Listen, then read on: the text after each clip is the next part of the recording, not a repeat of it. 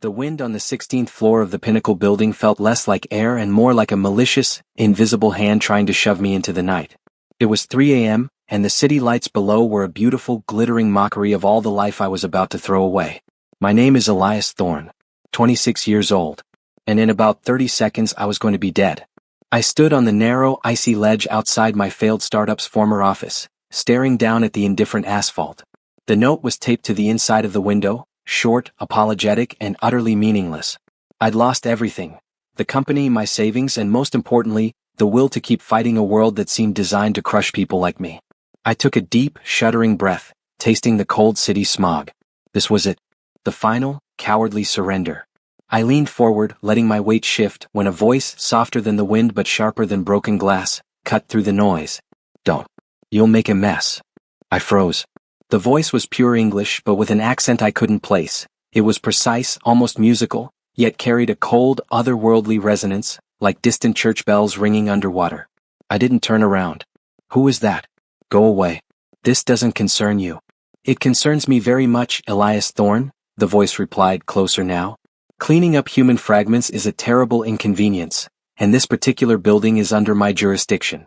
I finally managed to pivot, carefully, my heart now hammering not with fear of death, but with a sudden, bewildering adrenaline rush. She was standing right there. Not a foot away. She hadn't opened the window. She was simply there, having appeared in the tiny, wind-swept space as if she were as much a part of the night as the darkness itself. She was stunning. Her skin was a shade of pale silver that seemed to absorb and diffuse the moonlight, giving her an ethereal glow. Her hair was a cascade of deep indigo, pulled back from a face with features so perfect they seemed sculpted from another planet. But it was her eyes that held me, large, almond-shaped, and a vivid, shocking amethyst purple. She wore a simple, sleeveless, high-collared garment made of a material that shimmered like liquid starlight. She looked at me the way a scientist looks at a fascinating but ultimately doomed specimen. "You know my name?" I whispered, my voice cracked and dry. "Of course. I know the chemical composition of your despair, the exact moment of your decision, and the trajectory your body will take when you fall. I know that beneath the melodrama, you're just a collapsing star of potential." She took a slow, deliberate step toward me. I stumbled back, my heel scraping the very edge of the abyss. "Get back. What are you? Security guard?" "I don't care who you are, I'm doing this." A faint, amused smile touched her lips, revealing teeth that were unnervingly straight and white. "A security guard? No. My name is Lysandra, and I am your salvation if you choose it. Or perhaps your final problem, if you insist on your pathetic plan." "Salvation? You're joking." "I'm finished, Lysandra. Just let me fall." Her purple eyes narrowed, and the air temperature seemed to drop instantly. "Falling is such a waste. You, Elias, are a near-perfect biological match. Your blood type, your low microbial count, your resilient nervous system, it's all quite rare on this backwater planet. And I require a new vessel." I stared at her, utterly confused. "Vessel? What the hell are you talking about? Are you some kind of crazy person?" Lysandra tilted her head, her expression shifting from cold amusement to a clinical impatience. "I'm not a person, Elias, and I have very little time for your human dramatics. I am Kalen, from a lineage that has observed your species since you were first learning to use fire. And yes, you could call me a vampire in your quaint terminology. But the truth is far grander and far more demanding."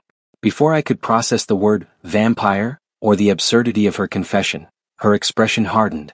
She raised her hand toward my face. "Right now, Elias, your heart rate is erratic, your blood pressure is dangerously low, and the chill from this building is seeping into your bone marrow. You are approximately 60 seconds from passing out, at which point the wind will do my work for me. You are about to die."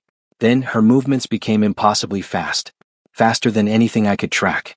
I didn't see her move, but suddenly her face was inches from mine, and a sharp, breathtaking pain erupted in my neck. It wasn't the slow, sensual bite from the cheap horror movies. It was an invasive, consuming pressure. I cried out, but the sound was swallowed by the wind. I felt the life force draining out of me, a terrifying emptiness spreading through my limbs. I was dying, truly dying this time, and this impossibly beautiful creature was the instrument of my end. But just as the darkness started to claim my vision, just as my knees buckled and I felt myself tipping over the edge, the pain vanished. Instead, a searing, electric warmth flooded my veins. It was thick, metallic, and unbelievably potent. It felt like liquid lightning, pushing back the cold, pushing back the darkness, and most shockingly, pushing back the death that had already begun its claim. Lysandra pulled back, her silver skin glistening. A single dark droplet of her blood, vibrant blue-purple in the city lights, rested on her perfect chin. She looked at me, her eyes burning with an intense, triumphant energy. "There," she said, her voice now deep with exhaustion. "It is done. You are Elias Thorne, the vessel. My blood is in your system. It has repaired the damage, rewritten your mortal clock, and bound you to me." I gasped, my breath now steady, my mind sharp, the fatigue completely gone. I felt too alive. Every sound, every light, every particle of dust was magnified. I looked at the vast, terrifying drop below and felt no fear. Only a raw, incomprehensible surge of energy. What have you done to me?" I stammered, touching the two tiny, bleeding pinpricks on my neck. Lysandra smiled, not with amusement this time, but with a terrifying sense of ownership. "I was about to let you die," she reiterated, a faint weariness in her purple eyes. "Then an alien vampire gave me her blood and made me immortal. Now you belong to the Kalan. And your new life, Elias, starts right now." She extended a pale hand, not offering help, but commanding obedience. "Welcome to the long night, vessel. Now let's go inside. We have rules to discuss." The 16th floor office, the very same place where Elias Thorne's mortal life had died, was no longer just an empty space. It was a sterile, cold chamber, illuminated by the harsh, fluorescent glow of a large alien device Lysandra had apparently materialized from thin air. My head was spinning, not from the heights or the despair, but from the raw, buzzing energy inside me. I was alive, yes, but not human alive. I looked at Lysandra. Under the office lights, her features were even more striking, aligning perfectly with the intimidating figure from the thumbnail. Her skin held a definite, translucent blue tint, her long, flowing hair was the color of freshly fallen snow, silver white, and those unforgettable eyes were now a searing, hypnotic red. The change from amethyst purple to red seemed to reflect a shift in her power, or perhaps just the effect of the indoor light. "Sit," she commanded, gesturing to a sleek, metallic chair that looked far too advanced for a defunct startup office. I found myself obeying instantly. Not out of respect, but because the strange, potent substance in my veins, her blood, seemed to demand compliance. "What did you mean, vessel?" I demanded, my voice stronger than it had been in months. The fear was replaced by a furious, almost manic curiosity. "And why me? Why save a guy who was literally seconds from jumping?" Lysandra walked towards the windows, the liquid starlight material of her dress catching the city lights. "You misunderstand the nature of the Kalan," she began, her tone a lecture given to a particularly slow student. "We do not simply exist, we consume and we sustain. Your human concept of vampire, a creature that drains blood for survival, is primitive. We Kalan require a host, a vessel, to stabilize our non-terrestrial physiology while we operate on this planet. Your despair was merely an opportunity, Elias. Your perfect biology was the reason." "Stabilize? My true form," she explained, turning back, a hint of something ancient and terrifying in her red eyes, "is inconvenient for continuous interaction with your lower dimensional reality. Your body, now infused with my blood, acts as an anchor. It's a symbiotic relationship. I give you immortality, a perfect, self-healing existence, and you give me stability." I laughed, a harsh, humorless sound. "Immortality? What good is eternity when I'm just your puppet? And you said your blood rewrote my mortal clock." "Indeed. From this moment on you will not age. Wounds will close instantly. Diseases will be irrelevant. You are, effectively, invulnerable. And yes, you are bound to me," she confirmed without an ounce of remorse. "My blood carries a neural signature. When I require assistance or simply demand your presence, you will feel the pull. You will obey. Think of it as the ultimate employment contract." She then activated the device.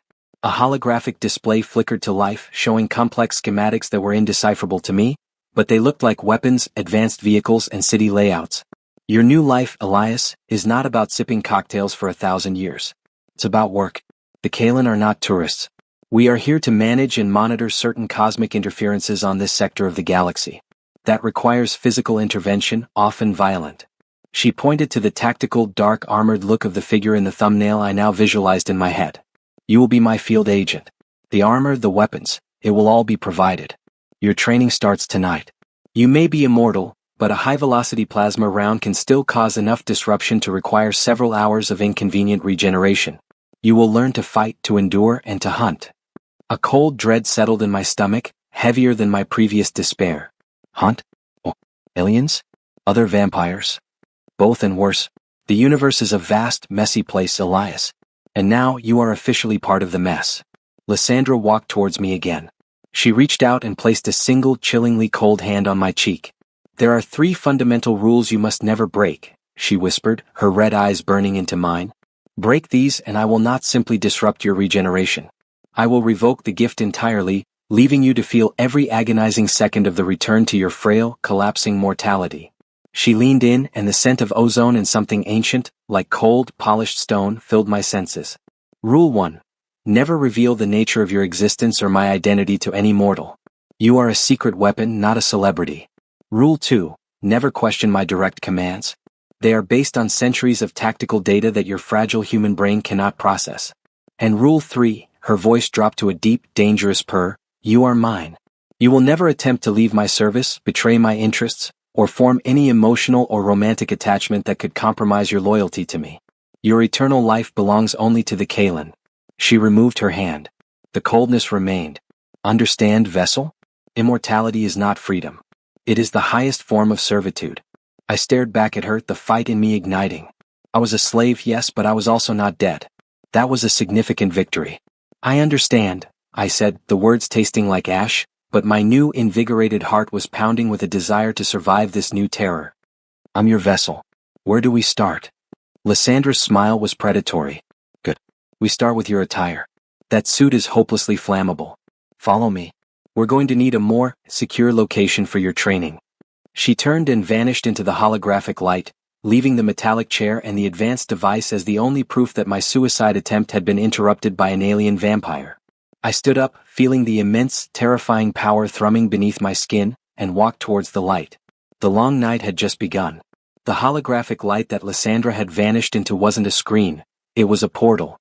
As I stepped through, the world lurched and the cold, mundane office dissolved into an environment of impossible grandeur. The air immediately grew warm, humid, and thick with the scent of petrichor and ancient metals. I was standing in a vast, vaulted chamber that perfectly mirrored the aesthetic of the thumbnail, Gothic, towering architecture with immense, arched windows of stained glass. But instead of depicting earthly saints, the windows glowed with vibrant, swirling images of nebulas, colliding galaxies, and creatures that defied physics. Rays of otherworldly sunlight, or some deep space equivalent, streamed through, illuminating motes of dust in the air. This wasn't a lair, it was a sanctuary.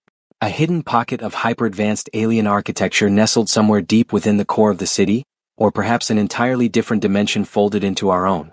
Welcome to the Kaelin outpost, Elias, Lysandra's voice echoed from a distance. She was standing beneath a massive, pulsating structure made of crystalline metal that looked like a throne and a control panel combined. Her blue-tinted skin and silver-white hair seemed perfectly at home in this majestic, cold environment. I looked down at myself. The cheap, stained suit I had been wearing moments ago was gone, replaced by a smooth, flexible dark bodysuit. It felt like a second skin, lightweight yet incredibly durable, and humming with a faint, contained energy. I realized this was the beginning of the tactical gear hinted at in the visual. This is impossible, I whispered, running a hand over the cold, intricately carved stone of a nearby pillar. Humanity clings to impossible, because you limit your senses to 5 meager inputs, Lysandra scoffed, her red eyes gleaming with disdain. This outpost uses quantum entanglement to exist everywhere and nowhere simultaneously. It is shielded from your most potent detection methods. It is the heart of the Kaelin operation on this planet. She motioned to the metallic, throne-like structure. This is the nexus. It is the conduit through which I channel the necessary energies for stabilization and defense. And this is where your true purpose begins. She extended her hand toward a glowing, pillar-like device. As she did, 2 thin rings of energy, one brilliant, searing red, and the other a cool, electric blue, flared to life around her. These were the very rings depicted in the thumbnail, and seeing them in person was breathtaking. These energies are the core of Kaelin existence, Lysandra explained, her voice now charged with power. The blue energy is the stabilizing, structural force. It maintains the reality of the outpost, the integrity of your immortal body, and allows for instantaneous transit. It is the life giver. She then focused on the red energy, which pulsed with menacing aggression. The red energy is the kinetic, disruptive force. It is what we use to neutralize threats. In your human folklore, this would be the magic, or the curse. When a Kaelin drains, this is the energy that rewrites biology. You have both in your veins now, Elias, but you are not Kaelin enough to control them consciously. So, I'm a battery? I asked, the resentment rising. You are a finely tuned conductor, she corrected. My blood, the essence of the blue and red, flows through you. When I need to channel excess red energy for a large-scale defensive measure, you will absorb the backlash. When I need a sudden burst of blue energy to open a new transit portal, it will draw from your system. That is your sacrifice and your power source. She paused, then moved with her signature unnatural speed to stand directly in front of me. The training begins now, Elias. The threats we hunt are known as the Dravos. They are interdimensional parasites that feed on the concept of organized life. They are what caused the collapse of your pathetic startup, by the way, subtle suggestion, creeping paranoia, the implosion of trust. They are far too prevalent in your major cities. My eyes widened. The Dravos? They were real? I thought the collapse was just bad luck and bad decisions. Lysandra sneered. Bad luck is a Dravos' favorite camouflage. Your first mission is to learn how to see them. Your new sight, granted by my blood, allows you to perceive their energy signature. She stepped back and opened a concealed wall panel. Inside were not swords or guns but sleek, black wrist-mounted devices. This is a Kalan emitter. It focuses the latent red energy in your system into a precise beam. A direct hit will not kill a Dravos, but it will momentarily disrupt its ethereal form, making it corporeal enough for a physical strike. She picked one up and tossed it to me. It felt cool and heavy in my hand. The weight felt familiar, like a part of my own body. You have 1 hour to familiarize yourself with the emitter. Then we travel to the nearest nest. Tonight, Elias Thorne, you take your first immortal step into the long dark duty you have inherited. The realization hit me. My new life was not a gift of leisure, but a terrifying initiation into an endless, hidden war. I was not just a vampire's slave. I was a soldier in an alien conflict, bound by rules of obedience and fueled by the blood that should have killed me. That I looked at the beautiful, intimidating Lysandra, whose eyes were twin crimson stars in the eternal night. There was no going back. Show me how to shoot this thing, Lysandra, I said, the words ringing with a sudden, fierce resolve. The man who wanted to die was gone. The vessel wanted to live and fight. Lysandra led me away from the nexus and through a vast, curving corridor of the outpost. The architecture shifted from Gothic cathedral to sleek, intimidating military installation. We arrived at a massive, circular chamber where the air thrummed with contained energy, the training simulation bay. The first lesson, Elias, is pain, Lysandra stated, her voice devoid of emotion. Your human body was designed to avoid pain. It's a warning system. My blood, however, turns pain into a feedback loop. It tells you how quickly you're repairing, not how badly you're damaged. I watched as the room's walls dissolved into a hazy, urban landscape simulation, a dark alleyway dripping with rain. You have $text, $10 seconds to familiarize yourself with the Kalan emitter, she commanded. Then the drones activate. Wrist-mounted device. It felt unnervingly natural. I raised my arm, aimed at a faded graffiti symbol on the simulated wall, and focused. Remembering Lysandra's words, I channeled the raw, buzzing power of her blood, the red energy, into the emitter. SCI-FI. A sharp, crimson beam erupted from the device, hitting the wall with a crackle. It wasn't powerful enough to disintegrate the wall, but it left a smoking, circular scorch mark. Too slow. Too weak, Lysandra critiqued. You are hesitant. Stop thinking like a victim. Before I could reply, the simulation began. 3 dark, insectoid drones materialized from the shadows, immediately locking onto me. They weren't Dravos but target practice. That I instinctively raised my arm and fired, but my aim was off. The beam missed the first drone and the second drone responded instantly, firing a pulse of compressed, neon green energy. The blast hit my chest. The pain was instantaneous and absolute, 1,000 times worse than any physical trauma I'd ever experienced. It felt like my very atoms were being ripped apart. I screamed, stumbling backward, the emitter clattering on the metallic floor. Get up, vessel. It's a low-grade shock pulse. Lysandra's voice was sharp, a whip crack of command, but I was already healing. The raw wound on my chest, visible through the tear in the suit, was closing with impossible speed. The intense, burning pain was rapidly replaced by a hyperactive tingling, the sensation of cells rebuilding faster than the damage could register. In seconds, the pain was gone, and the suit was already stitching itself back together. That I scrambled up, fueled by a mixture of shock and rage. What was that? That, Lysandra said, gesturing to the still active drone, is what happens when you hesitate. The goal is not to endure, the goal is to nullify the threat. Focus the red energy, Elias. Not just from your heart but from the source, my blood in your veins. She stepped into the simulation but not to help. She was demonstrating. She didn't use an emitter. Instead, she simply extended her hand. A thick, vibrant red energy shield flared around her.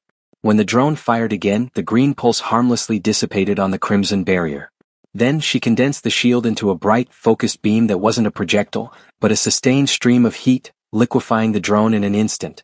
"Your body can survive this pain 1,000 times, Elias," she said, looking directly at me, her red eyes burning. "But that doesn't mean you should feel it 1,000 times. Use the power, or the power will constantly be reminding you of your failure." The final drone charged. This time I didn't think.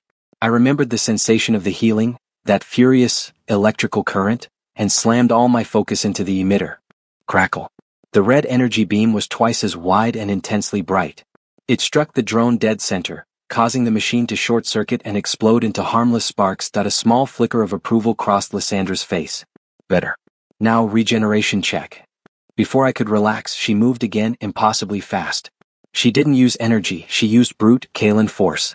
Her hand shot out and she snapped my right forearm with a sickening crunch. I cried out again, the pain overwhelming, but this time I listened to the feedback. The bone was knitting itself back together instantly, the agonizing pressure lasting less than half a second before it subsided into that familiar, invigorating thrumming. My arm was whole. The greatest threat to a vessel is dismemberment or systemic trauma. The blood will fix the fracture in 0.4 seconds, but the pain is the time lag, she said clinically. The faster you react, the less you suffer. Your life and my mission depends on you reducing that lag to 0. She walked toward the Nexus, the powerful hum of the outposts surrounding us. Training complete for the moment. Your nervous system needs to integrate the pain/regeneration cycle. We have a target, Elias. A confirmed Dravos nest in the lower levels of the city.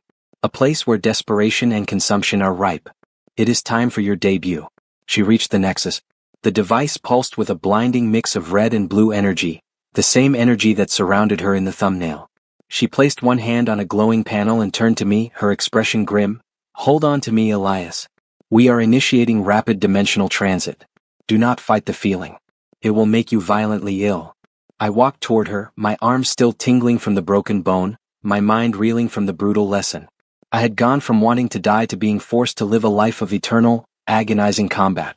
I placed my hand on her shoulder. The skin was impossibly cold, like marble. Lysandra closed her eyes, and the air around us shimmered. The sanctuary vanished in a torrent of blinding, swirling light. The dimensional transit was a nightmare. It felt like being simultaneously compressed into a diamond and stretched into thin air. I fought the urge to vomit, clenching my jaw until my teeth ached. The moment the swirling lights subsided, I found myself gasping for air, bracing myself against Lysandra, whose cold marble skin was the only solid thing in a world that had just been violently disassembled and reassembled. We were in a bustling, cavernous space. The air was loud with the cacophony of human life, screeching train brakes, announcements crackling over a PA system, and the hurried footsteps of thousands of people. We had materialized in the middle of a major city transit hub, a place teeming with commuters, tourists, and the perpetually stressed. Lysandra instantly released me and surveyed the crowd, her red eyes cool and detached. A Grand Central Station clone. Perfect. The concentration of emotional output here is a feast for them. They thrive on the low-grade, everyday misery of the masses. I was still reeling, my head light, but the Kaelin blood quickly stabilized my inner equilibrium. I took a steadying breath and looked around. It was a normal, if chaotic, underground station. "I don't see anything," I muttered, gripping the Kaelin emitter on my wrist. "It just looks like Tuesday." "That is because you are looking with human eyes, Elias," Lysandra replied, her voice low. "Now look with my blood. Open your senses. Do not look at the people, look through them. Focus on the disruption, the subtle shift in the ambient energy." I closed my eyes and focused on the fierce, tingling energy within me, the fusion of her blue and red Kaelin blood. I pushed past the sensory overload of the crowd and tried to perceive the world not as light and sound, but as frequency and flow. When I opened my eyes, the world had fundamentally changed. The people were still there, but now I could see a faint, translucent, sickly yellow aura clinging to them. This aura was thicker and darker around the ones who looked tired, angry, or desperately unhappy. And then I saw the Dravos. They were horrifying. Not physical, but like shimmering, heat-hazed distortions in the air. They were vaguely spider-like, with long, thin limbs that faded in and out of visibility, moving with an erratic, jittery speed. They weren't walking through the crowd. They were gliding, inserting their shadowy claws into the yellow auras of unsuspecting commuters. As a Dravos plunged its claw into a man rushing by, the man flinched, his face twisting in sudden, unprovoked irritation, and the Dravos grew momentarily brighter. They weren't feeding on blood, they were feeding on emotional collapse. "There," I whispered, the realization sending a chill down my spine. They're everywhere. Like air pollution." Lysandra nodded, a flicker of professional satisfaction in her eyes. "Good. Your vision is online. Now observe the largest concentration of disturbance, the nest. They have been actively corrupting a central figure to orchestrate a major incident here. Find the source." I scanned the main concourse, tracing the flow of the shimmering Dravos. They were all converging on one spot, a deserted newsstand near the exit. Standing behind the counter was a man in his 50s, nervously wiping down the glass. He looked normal, but around him the air was thick with a churning blackish-red haze of concentrated psychic energy. Several large Dravos were attached to him like grotesque barnacles. "The man at the newsstand," I pointed. "He's the nucleus. The haze around him is dense." "Correct. That man Jeffrey is their anchor. They have pushed him past his breaking point and are preparing him to detonate a simple device he believes will make his problems stop. When the explosion hits, the resultant panic and terror will feed the entire hive for a month." My blood ran cold. "We have to warn someone. Call the police." Lysandra fixed me with a devastating, cold stare. "Remember Rule 1, Elias? We do not interact with the mortals' flawed systems.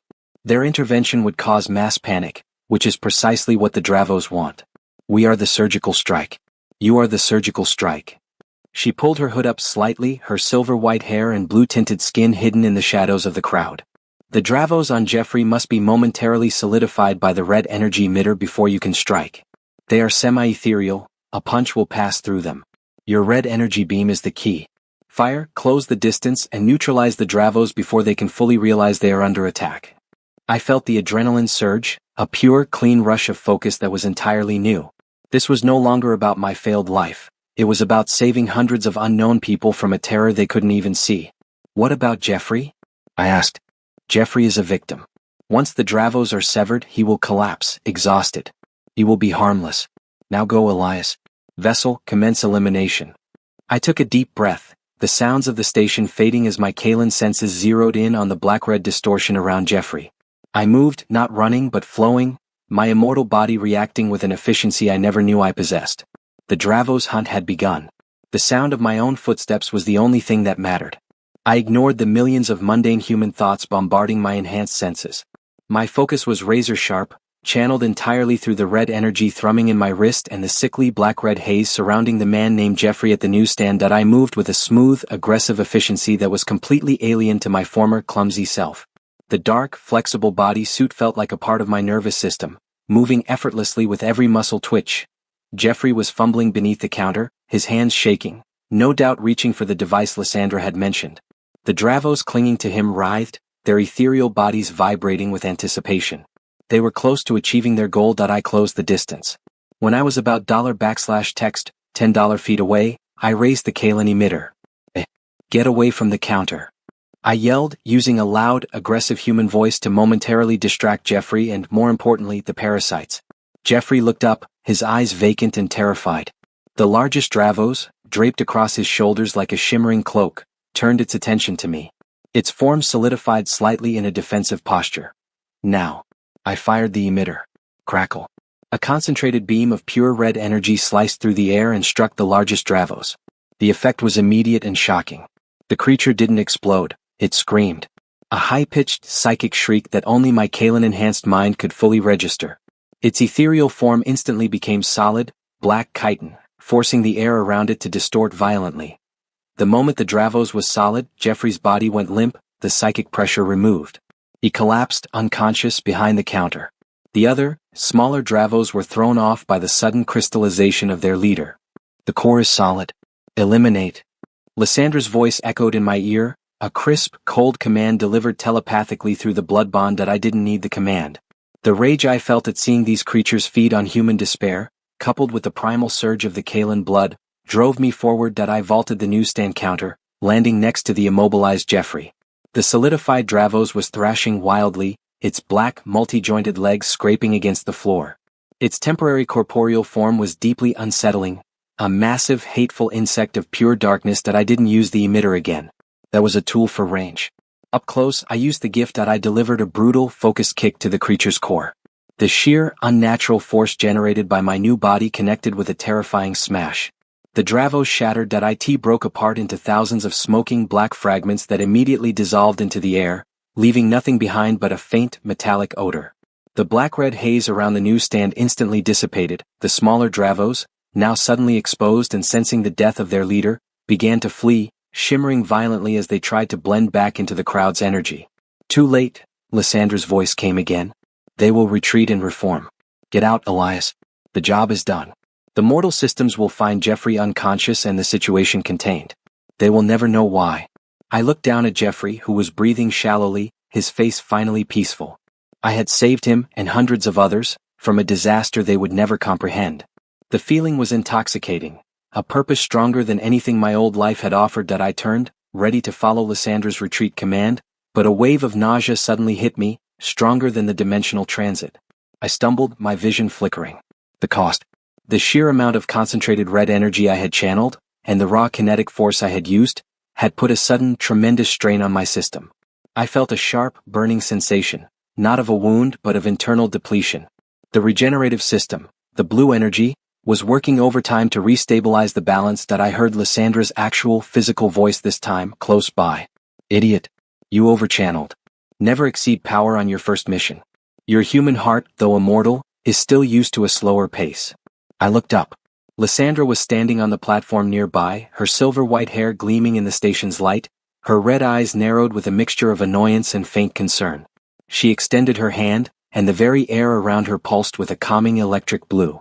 She was pouring pure blue energy into the atmosphere. Come, she commanded, the blue light stabilizing my senses. We need to recharge. The Nexus is demanding payment for your first field expenditure. I pushed myself up, feeling the immense, sudden fatigue that was the counterpoint to my new power. Immortality was a balancing act, and I had just swung too hard to one side. I was alive, I was a soldier, and I was utterly, irrevocably bound. Back in the sanctuary, the familiar, impossible calm of the Kalen outpost settled over me, a stark contrast to the adrenaline and sensory overload of the transit hub. I was still weak, the depletion in my core feeling like a void where my energy should be. Lysandra led me directly to the Nexus. The crystalline throne pulsed violently, the red and blue energy rings orbiting the structure spinning rapidly. She sat down with an exhausted sigh, her blue-tinged skin losing some of its ethereal glow. Even an immortal alien vampire needed to rest after channeling such power. The bond demands compensation, Lysandra stated, her voice tight. The red energy you discharged requires blue energy to replace it. And the blue energy, that comes directly from the Nexus channeled through me? She pointed to a section of the crystalline panel near the seat. Place your hands here, Elias. Do not resist the flow. It will be intense. I obeyed, placing my hands on the cool, humming crystal. The moment my skin made contact, a surge of pure, electric blue energy, the very life-giving force Lysandra had described, shot up my arms. The feeling was intimate and overwhelming. It wasn't just a physical recharge, it was a sensory flood. I felt the intricate, complex network of Lysandra's biology in my own veins. I felt the echo of her centuries of existence, her profound loneliness, and the chilling, single-minded focus of the Kalen mission.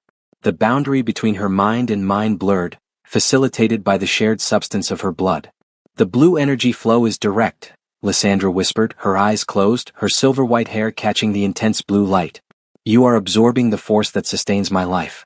This connection is why your loyalty must be absolute, Elias. Your life is not separate from mine now. If I fall, the blue energy stabilization in your system collapses, and you will revert to your mortal state, a reversal your human heart could not survive. The pain wasn't from the energy, but from the sudden, terrifying clarity of the bond. I was not just a hired hand, I was her lifeline on this planet. And her life was inextricably linked to mine. After what felt like an eternity, the flow subsided. The Nexus pulsed softly. I pulled my hands away, feeling completely revitalized, yet shaken by the invasion of privacy. You felt that, didn't you? I asked, my voice barely a whisper. My fear, my despair before. Everything. Lysandra opened her red eyes, which were now blazing with renewed strength. We are connected, vessel. I know your thoughts, your instincts, and your needs, but do not flatter yourself. Your human emotions are mostly noise to me. Your potential is all that concerns the Kalen. She stood up, the regal, commanding figure once more. We have much to discuss before your next mission. The Kalen are not the only alien presence on this planet, Elias. And they are not all parasites like the Dravos. Lysandra led me to another section of the sanctuary, a circular viewing deck that overlooked a panoramic holographic map of Earth. The map was overlaid with hundreds of flashing red, blue, and violet energy signatures. The Kalen hierarchy is simple, Lysandra began, pointing to a small cluster of blue signals near major global capitals. We are an observation and stabilization force.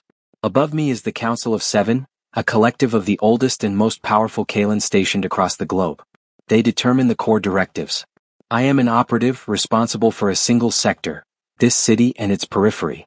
You're just one of 7? I asked, surprised by the limited number. One of 7 on the council. There are others, lower-ranked agents, but they are fewer than 20 across the whole planet. We are not a legion, Elias. We are a precise, surgical instrument. I looked closer at the map.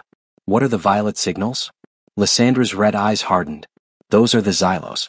The most dangerous of the terrestrial threats. They are not like the Dravos who feed on emotions. The Xylos are a rival species who arrived millennia ago. They are physical, they are organized, and they have adapted perfectly to your world. They are the true ancient vampires of your lore, the ones who drain blood for pure sustenance, not just stabilization. My heart hammered. So, there are other vampires. And they are the bad ones.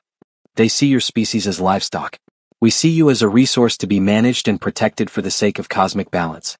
The distinction is crucial, Elias. Lysandra then brought up a detailed schematic on the holographic map, focusing on a deep violet signal buried beneath the city. The Xylos are led by a powerful female known as Zara.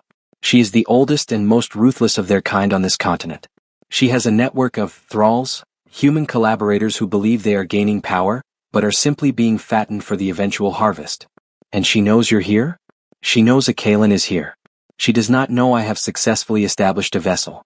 That is our advantage, Elias. Your existence is our secret weapon. The Xylos are powerful, but they are predictable. They operate from a hidden fortress, using their thralls to collect blood and information. She paused, looking at me with calculating intensity. Our next move must be swift. Before Zara realizes a new force has arrived, we must cripple her supply chain.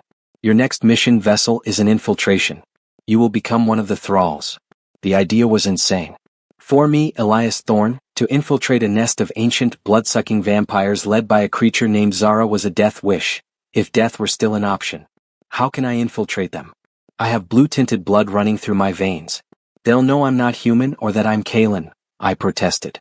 Lysandra reached out and lightly touched the base of my neck where she had bitten me. Your blood is Kalen and human. The blue energy I transferred has already done the work of blending, but more importantly, it offers camouflage. Xylos operate on a crude, base level of detection. They only smell blood and life force. She pulled up a projection of my own internal biology. My blood has amplified your life force so intensely that it registers as a massive, overflowing well of pure vitality. A Xylos will smell you, Elias, and only think, prime feast. They will see you as the highest quality of human livestock, a prize too valuable to immediately drain. They won't suspect you're a trap. So my immortality makes me irresistible bait, I summarized grimly. Precisely. And your mission is to gain access to their supply network. I need the location of their main blood storage facility, where they keep their human thralls and their collected supply. This facility is managed by a key human operative named Victor. You will befriend Victor. Lysandra handed me a small, discreet earpiece. This is a direct line to me. I will be monitoring your location from the Nexus. You will not carry the Kalen emitter. Its red energy signature is too noticeable. If you must fight, you will rely on your strength and regeneration alone. She looked at me, her red eyes intense. Remember Rule 3, Elias. No emotional attachments. Victor is not your friend. He is an obstacle. Play the desperate, broken human. That is the one thing your old life prepared you for. I nodded, feeling the weight of the lie settle over me. I had to pretend to be the man who wanted to die, only now I was an immortal weapon walking into the lair of the true predators. And how do I find this Victor? He frequents a nightclub called the Crimson Veil. A gathering spot for human thralls and their Xylos masters who enjoy the theater of preying on the weak. It's a perfect stage for a prime feast, like you, to attract attention. I looked down at my dark, sleek suit. I need clothes. Something human. Lysandra simply snapped her fingers. A new pile of perfectly tailored, expensive-looking black clothing materialized nearby. Go. Your second lesson begins. It is the lesson of deception. The Xylos must believe the biggest lie of all, that you are mortal. The nightclub, the Crimson Veil, was exactly what Lysandra had described, a beautiful, depraved theater of predation. Located in a discreet, older part of the city, its entrance was unmarked, but the velvet rope and the imposing bouncer hinted at exclusivity. The moment I walked in, I was hit by a thick wave of sensory input, heavy, pulsing techno music, the smell of expensive liquor and human pheromones, and the unsettling thrum of Xylos energy. I was dressed in the tailor-made black clothes Lysandra had provided, simple, elegant, and designed to draw attention without screaming Kalen agent. I played the part, lost, slightly desperate and alone. Desperate and alone. My Kalen-enhanced vision immediately cut through the superficial glamour. The club was full of people with the normal faded yellow auras of human exhaustion, but dotted among them were figures radiating a fierce, cold violet energy. These were the Xylos. They were aesthetically human, but their eyes held a predatory stillness, and their movements were unnervingly smooth. And then there were the thralls, humans with a brighter, almost manic green aura. They were completely dedicated to the Xylos, feeding them information and human victims in exchange for scraps of false power and a taste of the Xylos' intoxicating, mind-altering blood. You look like a lamb who's wandered into a butcher shop, Lysandra's voice crackled discreetly in the earpiece. Move towards the bar, Elias. Victor is there near the service entrance. He's the one with the excessively polished shoes. I navigated the crowded floor, fighting the urge to flinch every time a Xylos brushed past me. They registered my presence instantly, their violet energy flickered with interest. They smelled the intense, potent life force of the Kalen blood in my veins. They looked at me like a gourmet meal that had just arrived. At the bar I spotted him. Victor. He was a sleek man in his 40s, with a predatory smile and indeed absurdly shiny patent leather shoes. His green aura was the brightest in the room, a testament to his high rank among the thralls. I ordered a drink and positioned myself carefully. Before I could make my move, a sudden, heavy pressure descended upon the room. The music seemed to recede, and the Xylos around the room stiffened, turning their attention toward the club's VIP area. A new figure emerged. He was taller and broader than the others, his suit flawless, and his eyes glowing with a cold, pale violet light. His energy signature was overwhelming, a tidal wave of raw, ancient power. This was clearly a second-in-command, a high-ranking Xylos. Watch him, Elias, Lysandra commanded, her voice suddenly tight. Zara's second, Silas. He is a pure blood. Deadly. If he recognizes the Kalen signature, abandon the mission immediately. Silas scanned the room. His gaze swept past the dancing thralls and paused, then fixed directly on me. His pale violet eyes narrowed. He began to walk towards me, every step slow and deliberate. My heart, though immortal, pounded a desperate, mortal rhythm. I knew that one wrong move, one flicker of the red energy from my training, would expose me. Silas stopped right in front of me. He smelled the air, his lips curling back slightly in a silent, predatory assessment.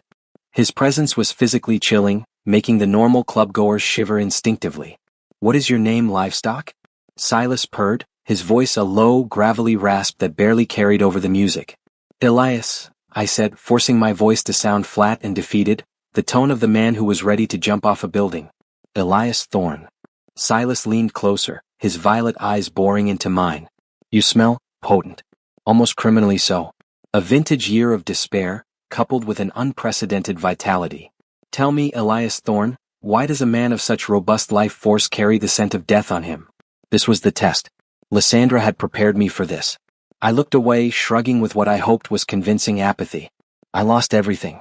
My company, my money, my future. I'm just here looking for a permanent solution to a temporary problem. I lifted my wrist and pretended to look at a non-existent watch, a classic sign of someone waiting for a specific dark outcome. Silas chuckled, a dry, humorless sound. Ah, the search for the easy ending. It is common. And yet, I sense power beneath your resignation. You could be so much more than a footnote. He extended a hand. His fingers were long and cold. You have the scent of a prime feast, Elias. And I do not permit raw talent to simply rot. You are exactly the type of recruit Victor likes to process. He is looking for those ready to trade their soul for a slice of temporary control. Silas turned and signaled to Victor, who instantly abandoned his post and rushed over, his face beaming with eagerness to please his master. Victor, this one is yours, Silas instructed. He is a potent vintage. Do not ruin the bouquet. Introduce him to the benefits of our patronage. Silas gave me one last lingering, calculating look, then turned and disappeared back into the VIP section. Close call, Elias. He almost saw through the layer. Lysandra's voice breathed into my ear. Your performance was adequate. Now engage Victor. He is the key. Victor, the thrall, was already shaking my hand with frantic enthusiasm. Elias, a pleasure truly. Silas has the best nose in the house. Come, you and I need to talk about what you can gain by losing everything. Victor led me away from the bar and into a quieter, red-lit booth. His green aura was practically shimmering with excitement. You're a find, Elias, Victor gushed, leaning conspiratorially close. Most of the cattle who come here are already half-eaten. You're fresh. The masters, the Xylos, they give us a chance to escape the human grind. They offer power. Power? I asked, keeping my voice flat. What kind of power? Victor lowered his voice, dropping the theatrics. Real power. You see these sad sacks dancing out there? They'll be drained dry soon enough. But we, the thralls, we help the masters manage the harvest. And in exchange, we get a taste of their blood. He pulled up his sleeve, revealing a series of faded, surgical scars on his forearm. It's intoxicating, Elias. A minute dose of their power. It makes you feel strong, invincible. You get to control others to take back what the world stole. They even offer financial leverage, helping you recover what you lost. A recovery that requires me to bring them other people? I questioned, feigning disgust mixed with curiosity. A necessary transaction. Think of it as culling the weak for the benefit of the strong. If you were about to die anyway, why not spend your last bit of vitality on something meaningful? Something that matters to the masters? You get to live better, feel more before your time comes. Victor paused, his eyes gleaming with a twisted loyalty. They will never make you immortal, of course. That's a joke the masters tell. But they can make the finite time you have magnificent. Don't take the blood, Elias.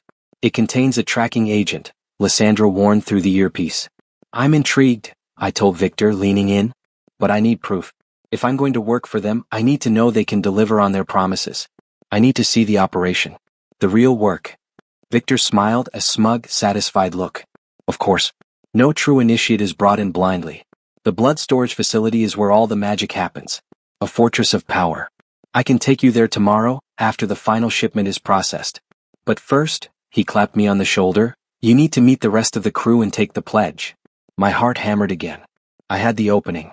The blood storage facility. Victor's enthusiasm was grating, but it was exactly the kind of predictable human greed Lysandra had anticipated. After an hour of listening to Victor detail his fantasies of power and his disdain for the cattle, I had the information I needed. The blood storage facility was located beneath the shell of an abandoned, historical meatpacking plant on the city's waterfront. The perfect, brutal irony for a place storing human livestock. Victor gave me the rough coordinates and the scheduled time for the final shipment, tomorrow evening, my infiltration window. Excellent work, Elias. Now disengage, Lysandra instructed through the earpiece. I made my excuses to Victor, feigning a sudden need for fresh air. Once I was outside the club and clear of the pervasive Xylos energy, I spoke into the earpiece. Lysandra, the coordinates are 40.730610, minus 73.935242, the old Fulton Street packing plant. Shipment is scheduled $4/text, 2300 hours, tomorrow. Victor is leading the crew. Coordinates logged, she confirmed. Her voice was cool, but I sensed a shift in her concentration. This is significant, vessel.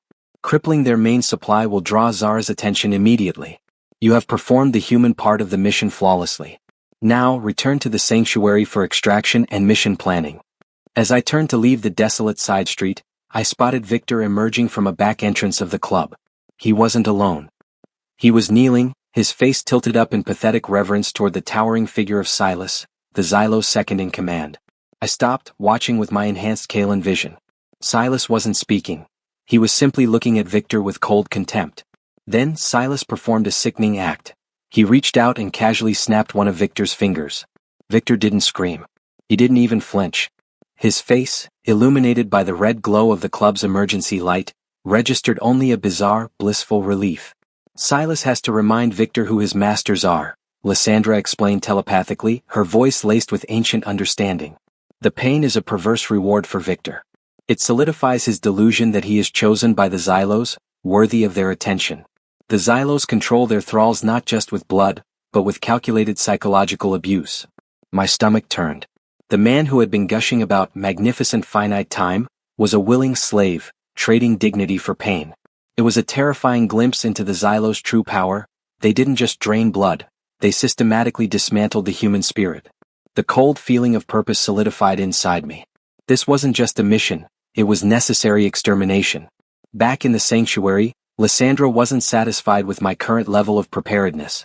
My successful infiltration had only raised the stakes for the next stage. You managed the Dravos fight on instinct. You managed the Xylos confrontation on acting, Lysandra said, pacing the Nexus chamber.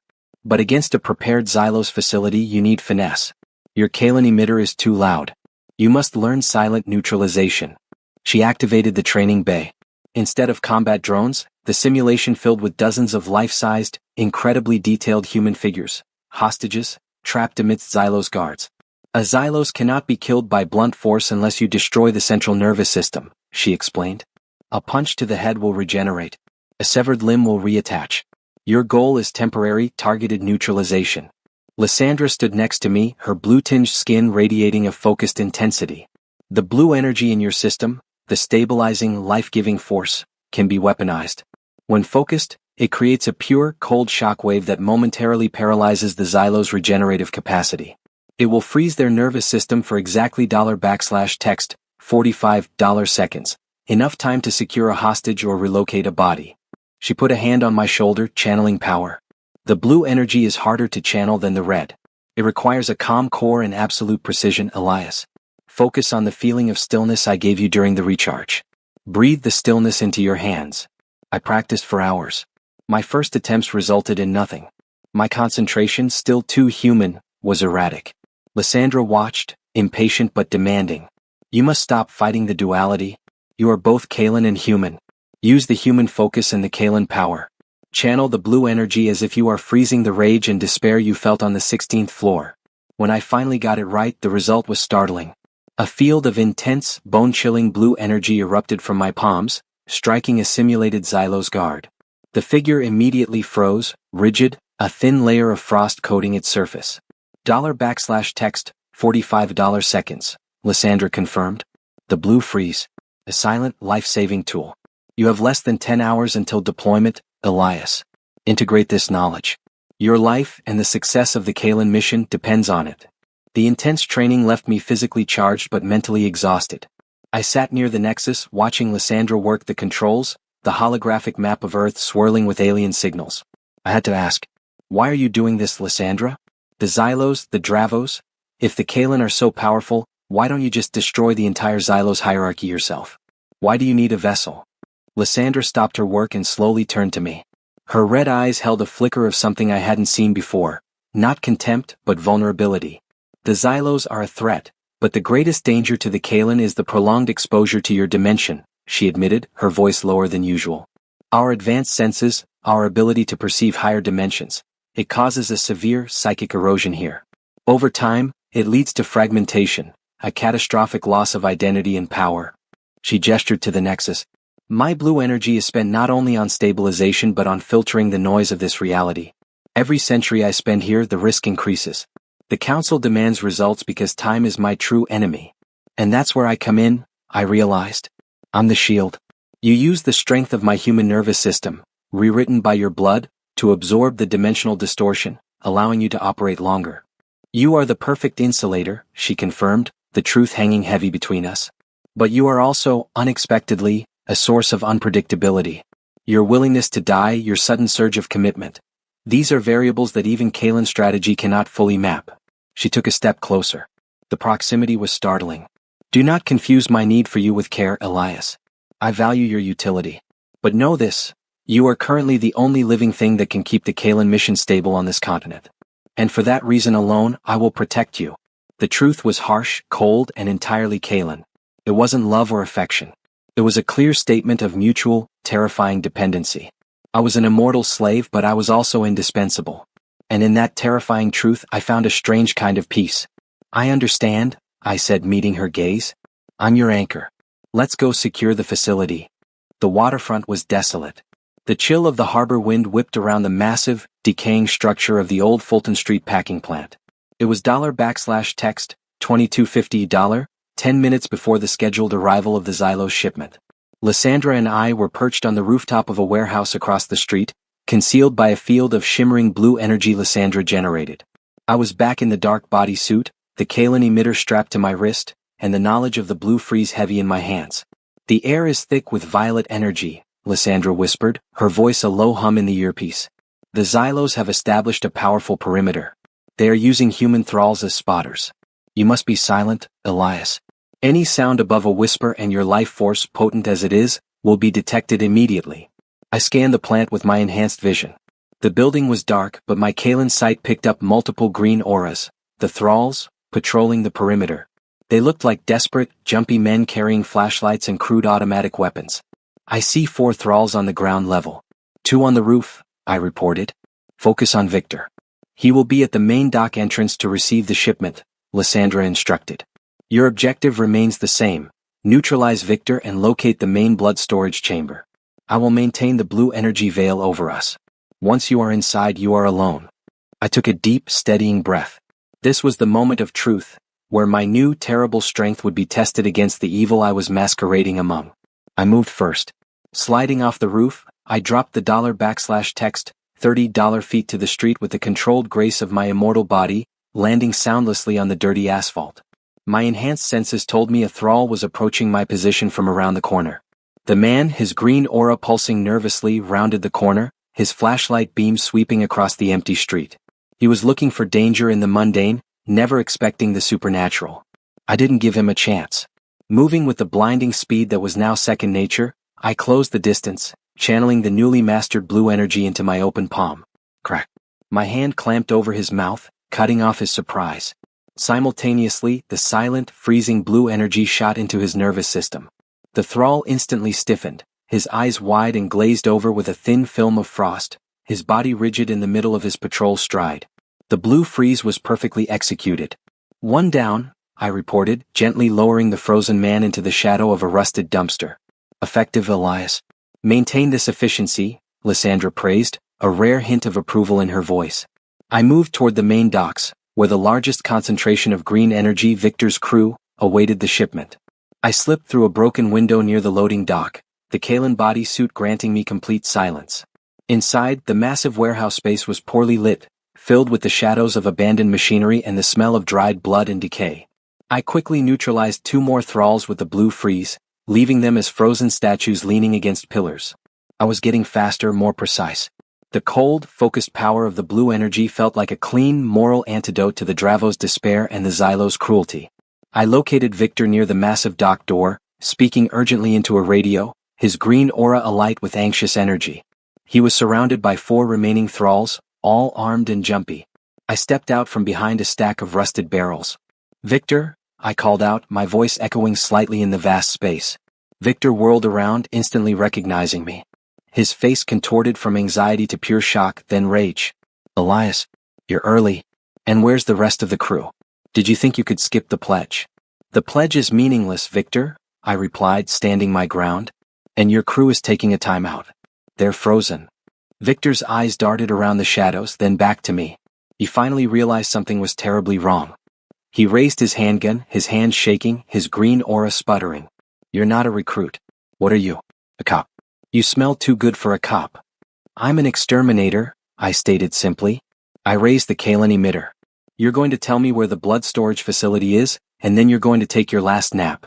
Victor shrieked, a high-pitched, manic sound, and opened fire. The 4 thralls instantly joined him, unleashing a torrent of gunfire. The bullets tore into my chest and limbs. The impact was brutal, throwing me backward against the cold concrete wall. The pain was sharp, intense, and over almost instantly. I didn't scream this time. I felt the agony, the tearing of the flesh, the shattering of bone, and then, milliseconds later, the furious, burning surge of the Kalen blood, fusing bone, knitting muscle, sealing skin. My body was instantly, perfectly repaired. I stood up, completely whole, my suit already sealing the entry points of the bullets. The sheer, terrifying invulnerability of my immortal state was on full display. Victor and his thralls froze, their faces masks of horror. The guns went silent. Impossible, Victor choked out, dropping his weapon. The terror finally overwhelmed his thrall conditioning. Nothing is impossible now, Victor, I said, walking toward him, the sound of my steps echoing his defeat.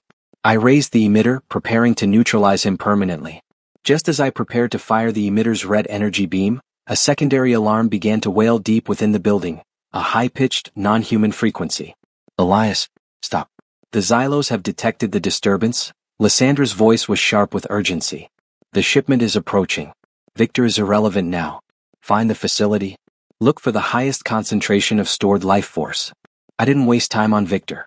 I simply kicked his weapon aside. He was a broken man, his fate sealed by his masters. I focused my Kalan senses inward, ignoring the persistent ringing of the alarm. Deep beneath the floor there was a pull, a cold, sickening magnet of human life force. It was the concentrated energy of hundreds of victims. The blood storage chamber. I spotted a hidden, reinforced door tucked behind a wall of old refrigerators. A single, small keypad glowed with Xylos markings. I charged the door. Not with energy but with the full, devastating force of my immortal body. Crash. The heavy metal door buckled and tore from its hinges. I stepped through into a steep, metallic stairwell that descended into the earth. At the bottom of the stairs the air changed. It was freezing cold and sterile, smelling strongly of iron and antiseptic. The room was massive, brightly lit, and horrifying. It was not a storage room for blood, but for vessels. Dozens of young men and women were housed in clear, cryogenic-like units, suspended in a pale liquid. They were not dead. They were in a forced, deep hibernation, their yellow auras dimmed but present. Wires and tubes ran from their bodies to complex machinery that was slowly, methodically, draining their life force and collecting it into massive, chilled tanks. This was the Xylos' true harvest, the systematic, clinical consumption of human potential. The magnitude of the evil hit me harder than any bullet. I was supposed to be dead, but I was here, facing this. I raised the Kalan emitter, ready to incinerate the machinery, but stopped. Elias, wait. You can't destroy the machinery. Lyssandra's voice was a harsh warning. The sudden loss of the hibernation field will kill every one of them instantly. You need to find the master control and initiate an immediate, controlled systemic shutdown. I looked around the enormous, freezing chamber. I had found the heart of the Xylos operation, but destroying it was far more complicated than fighting a few thralls. My mission had just entered a new, critical phase. The blood storage chamber was a chilling fortress of advanced, horrifying technology. The high-pitched alarm was deafening, echoing off the metal walls and the cryogenic units holding the unconscious human captives. Lysandra, where is the master control? I demanded, my voice raw. I scanned the room, the urgency of the situation, the ticking clock before the Xylos shipment arrived, hammering in my mind. Look for the central energy conduit, Elias. It will be near the core processing tanks, Lysandra instructed, her voice tight with focus. I'm detecting Xylos signatures. They're at the dock. Silas is among them. I located a complex panel of alien machinery, glowing with faint violet energy, tucked into the wall behind the largest tanks. It was protected by two heavy rotating defense turrets that were now snapping to attention. The turrets opened fire, not with bullets, but with high-frequency sonic pulses designed to scramble a mortal nervous system. My immortal body registered the attack as an overwhelming wave of noise and vibration, painful even to my Kalan-enhanced senses. I threw myself behind a row of cryogenic units. They're sonic. I need a shield. You don't have time. Use the blue freeze to disable them. Lysandra commanded. But only the turrets, Elias. Do not hit the hibernation units. I burst from cover, running low, channeling both my speed and my focused blue energy. I charged the first turret and slammed my palm against its metallic casing, unleashing a concentrated blast. The turret instantly frosted over and went silent. I spun and hit the second one just as it was winding up for another blast. With the defense turrets neutralized, I leaped onto the master panel. The controls were alien, a lattice of smooth, glowing controls and incomprehensible symbols. I can't read this, Lysandra. I am remote accessing the Nexus now. Give me 5 seconds to interface with the Xylos coding. As I waited, holding my breath, I heard the sound that froze the blood in my veins, the rhythmic, heavy footsteps of a creature that knew its own power, echoing down the metal stairwell. Lysandra. I hear them. It's Silas. Damn it. The dimensional transit must have exposed my shield, Lysandra cursed. Elias, I cannot leave the Nexus to come to you. The Xylos must not know the Kalan are here. My cover is more important than your extraction. You must hold the chamber. The brutal truth of Rule 2, never question my direct commands, slammed into me. I was disposable. The mission was not. I understand. I grit my teeth. I was abandoned, but I was immortal.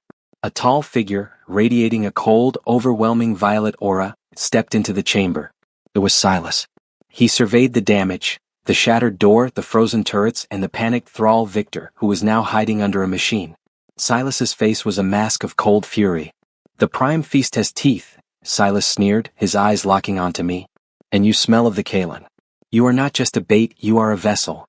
The blood storage chamber became a gladiatorial arena. Silas moved with a fluid, terrifying grace, his hands morphing into claws tipped with dark, glistening talons. "The Kalan are weak," Silas taunted, circling me slowly. "Always hiding, always sending their puppets to do the dirty work. I will enjoy tearing the immortality out of your throat, vessel." I knew better than to try and punch him.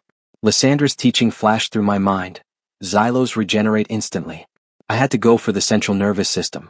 Silas lunged, an explosion of violet energy. I was fast, but he was ancient.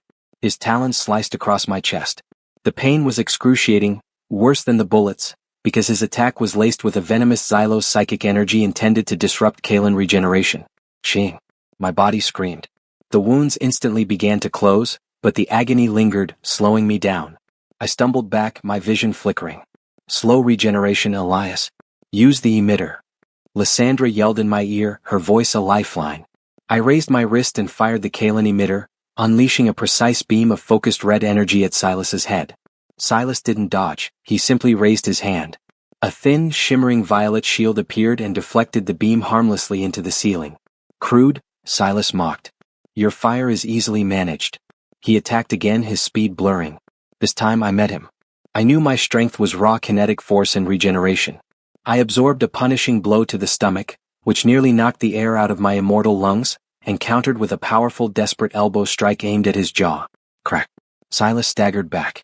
My enhanced strength was enough to stun him momentarily, but the Xylos regeneration kicked in immediately. The bone in his face snapped back into place, leaving only a faint red line. But the stagger bought me time. I channeled the intense, freezing blue energy into my hands and unleashed a wide-area shockwave towards the master control panel. The energy was meant to disable the Xylos technology. System-wide blue disruption initiated. Lysandra shouted triumphantly in my earpiece. "Elias, I'm hijacking the code. Get clear." Silas roared, realizing my true objective. He lunged at me, his eyes blazing with murderous intent. "You will not touch the harvest." As Silas charged, the master control panel behind him flared a brilliant blue, violently overriding the system's protective violet glow. The cryogenic units sputtered, the life force conduits shutting down. The harvest was dead. Silas felt the loss instantly, a profound, devastating blow to his very purpose. He diverted his attack from me and slammed his fists into the control panel, trying to restart the process. "It's over, Silas," I shouted, grabbing the terrified thrall Victor by his collar. "The system is sealed, Elias. Now get out." Before Silas fully realizes the extent of the damage, Lysandra urged. Silas turned, his face a mask of incandescent, ancient rage. The destruction of the facility had temporarily depleted him, but his hate was a tangible force. "You have destroyed centuries of work, Kalan puppet. Zara will make your eternity a living hell." I didn't argue. I didn't fight. My primary mission was complete. The Xylos supply was crippled.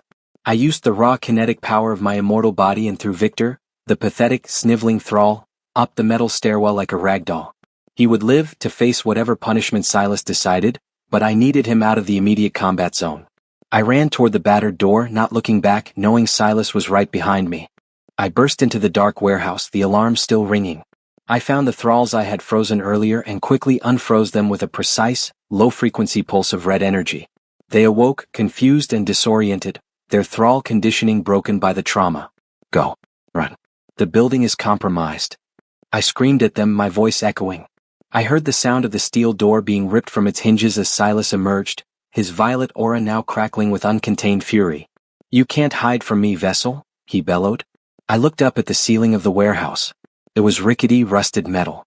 I funneled all my remaining red energy into one massive blast from the emitter, not at Silas, but at the weakest structural support beam above him. Kaboom! The red energy beam struck the beam with devastating force. The metal groaned, then fractured, and a cascade of heavy machinery and rubble crashed down onto the warehouse floor, obscuring Silas's position and buying me precious seconds. "The extraction point, Elias. The far end of the dock." Lysandra's voice guided me. I ran, my immortal body finally showing signs of strain, the pain from the Xylos venom a dull, persistent throb. I had escaped, but I knew Silas would not rest. I had just declared war on the Xylos queen, Zara, and her most loyal lieutenant. I barely made it back to the extraction point.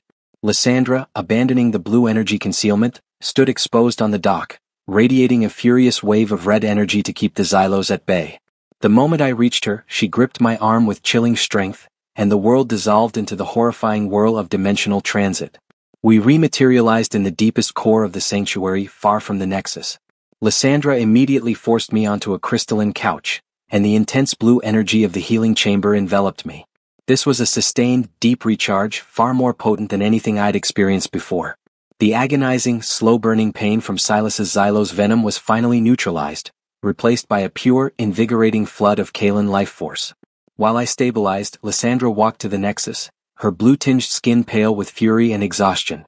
She initiated a secure, encrypted communication, and the large holographic map of Earth focused on 7 massive, swirling blue energy signatures, the Council of 7.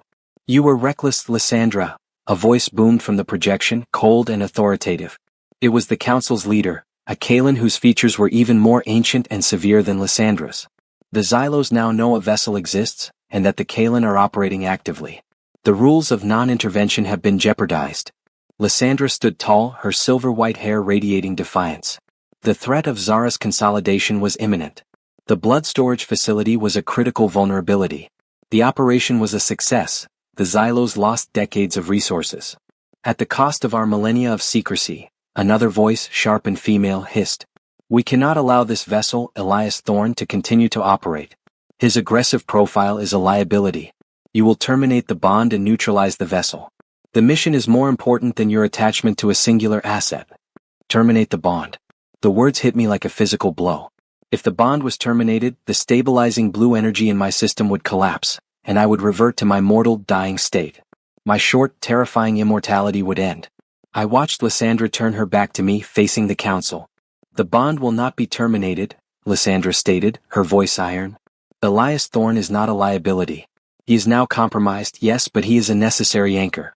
The Xylos will prioritize hunting the vessel, leaving them predictable. I request permission to use Elias as a direct target for Zara." The Council was silent for a terrifying moment. Finally the leader responded. "Your risk is approved, Lysandra. But if the vessel fails, you will answer to the full weight of the Kaelan law. He is your creation. He is your responsibility. Zara will come for him." The Council's signatures dissolved. Lysandra was alone, breathing heavily, facing the quiet, terrifying solitude of her victory. She hadn't denied the termination because of care, but because of utility. I was now the bait. The deep recharge finished and I sat up, feeling a fresh wave of potent energy coursing through me. I was completely healed, but the conversation with the Council had left a deeper wound. "You heard them," I stated, my voice devoid of inflection. "You offered me up as bait." Lysandra didn't deny it. She slowly walked toward a far wall of the sanctuary, touching a concealed panel. The crystalline structure shimmered, revealing a recessed compartment holding a single, unassuming object, a small, silver-framed photograph. "I don't need your approval, Elias," Lysandra said, her tone softening almost imperceptibly as she looked at the photo. "But you need to understand the cost of this war, and the nature of the Council's fury." The photograph was old, slightly faded, showing a handsome, kind-faced man, undeniably human, smiling into the camera. He was wearing a military uniform from what looked like the mid-20th century. "Who is that?" I asked, compelled by the sudden crack in her ancient composure. "That was my first vessel," Lysandra revealed, her red eyes fixed on the image. "His name was Kaelan. A human soldier I bonded with during your planet's Second Great War. He was everything you are, quick, resilient, and utterly loyal." My immortal heart skipped a beat. "Kaelan? You named your species hierarchy after a human?" Lysandra shook her silver-white head. "No. Our species is the Lithani. Kaelan was the name of the man I loved. He was destroyed by the Xylos when I was forced to abandon him to fulfill a critical directive from the Council of 7. The revelation was shocking. This cold, calculating alien had once loved a mortal. The Council forced me to leave him to save a city," Lysandra continued, her voice heavy with centuries of regret. "When I returned, the Xylos had found him. They executed him slowly, not for his blood, but for his Lithani loyalty.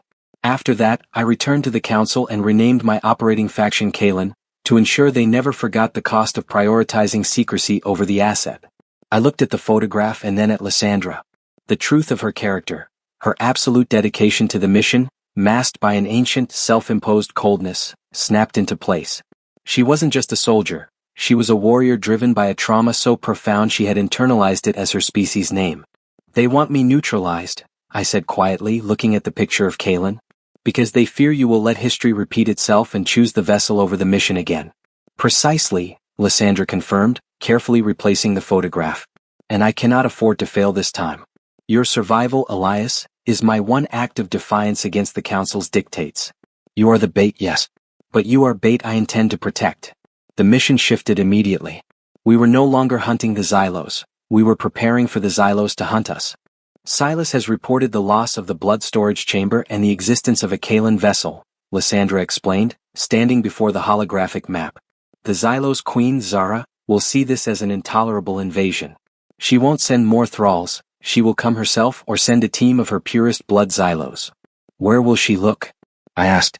She will look for where you last hid, Lysandra replied, pointing to the general area of the city where the sanctuary was located. But the sanctuary is impenetrable. We need to draw her away from our base and onto neutral ground, a place where your abilities can be fully utilized without risking the Council's intervention. Lysandra began to trace a location on the map, an enormous, decaying, decommissioned hydroelectric dam far outside the city limits. The complex, isolated structure was perfect for a massive, unobserved confrontation.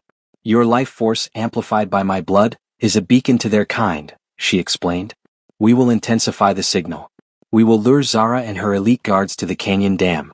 I will give you a temporary concentrated dose of blue energy that will make you irresistible, the most potent, prime feast they have ever encountered. And what will you be doing? I asked. Lysandra reached up and touched the back of my neck where the Kaelin blood entered my system. Her red eyes held a terrifying resolve. I will be the hunter. I will use the distraction of your signal to ambush them. But the initial confrontation, Elias, must be yours. You must hold them off until I can secure the advantage. You will be facing Xylos far more powerful than Silas. I felt the familiar thrum of the red energy surge beneath my skin, now coupled with the profound weight of my new shared history with Lysandra. I wasn't fighting just for survival, I was fighting to prove the Council wrong, and to avenge the first vessel, Kaelin. Prepare the signal, Lysandra, I said, looking out at the holographic map. Let's give Zara the feast she can't resist. The sanctuary felt tense, humming with the contained energy of preparation. Lysandra stood before the nexus, holding a small, crystalline vial filled with a substance that glowed with a frantic, hyper-concentrated blue energy. This is the lure, Elias, Lysandra explained, her voice low and serious. It's pure, condensed stabilizing force. When this is introduced into your system, your life force beacon will be amplified 1,000-fold. The Xylos will smell the most irresistible, prime feast they have ever encountered. Zara will not be able to resist. I felt a surge of fear, not the fear of death but the fear of being overwhelmed. I was the bait and the lure was designed to attract a queen. Will it affect my ability to fight? My red energy? I asked, looking at the vial. It will enhance it, but it will also make you dangerously attractive, Lysandra confirmed. The Xylos will attempt to paralyze you, not destroy you. They will want to drain this life force slowly. Use that hesitation. Use your blue freeze to disable them, and your red emitter only as a last resort. I nodded, accepting the risk. I sat down and Lysandra performed the quick, clean injection at the base of my neck. The effect was instantaneous and staggering. My senses exploded. The world became a symphony of light and feeling. The blue energy coursing through me felt like liquid ecstasy, overpowering the lingering pain of the Xylos venom. I was a walking supernova of vitality. Lysandra looked at me, her red eyes wide with a brief flicker of admiration, before quickly regaining her composure. The signal is active. We are deploying now. Remember your objective, survival and distraction. The dimensional transit was cleaner this time. The Kaelin blood in my veins handled the shift with relative ease. We materialized inside the massive, abandoned hydroelectric plant, the canyon dam. The location was immense, desolate and perfect for a battle. Rusted turbines stood like ancient gods in the main chamber, and deep, dark tunnels led off into the structure's core. Water still dripped somewhere below, amplifying the oppressive silence. I will take up a position on the upper catwalk, where I can monitor the incoming threats and maintain the sanctuary's dimensional anchor, Lysandra stated, her silver-white hair barely visible in the dark industrial space.